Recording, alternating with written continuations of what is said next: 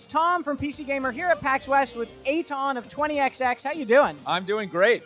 So, tell me a little bit about the game just for those who don't know. So 20XX is a Mega Man X inspired roguelike with co-op play. So you can play alone or you can play online or local with your best friend. And the levels are procedurally generated, which is interesting to me. Like, how do you balance that with, in my eyes, the Mega Man games are always pretty heavily about level design. Like, that was an important part of them.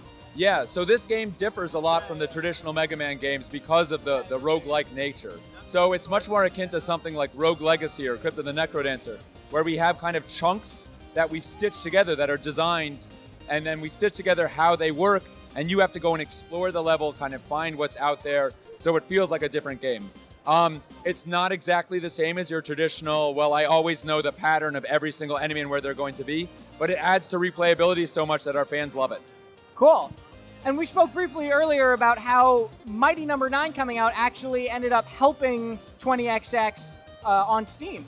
Yeah, well, so I think there's been a lot of demand for Mega Man style games for a long time, right? And there haven't been too many games like that. I think that's why Mighty Number 9 got such an overwhelming support when they ran their Kickstarter, because people wanted to see that style of game. When the game came out, a lot of people were disappointed and they were still hungry for a Mega Man style game.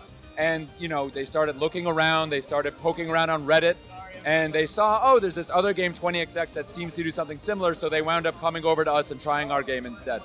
So what do you think 20XX does right with a Mega Man game that Mighty Number 9 maybe didn't do? I definitely don't want to, say anything too bad, but one of the things that I think we did better than them is communication. We talk to our fans all the time. We're on the Steam forums, we're on Reddit, we take feedback, people know kind of what we're doing, and our fans seem to really appreciate that.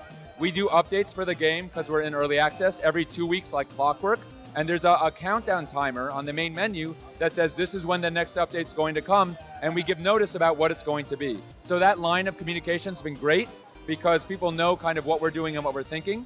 And when fans make noise that, hey, we want to see this feature or we don't really like this thing you put in, then there's back and forth and maybe we'll change it based on what they said.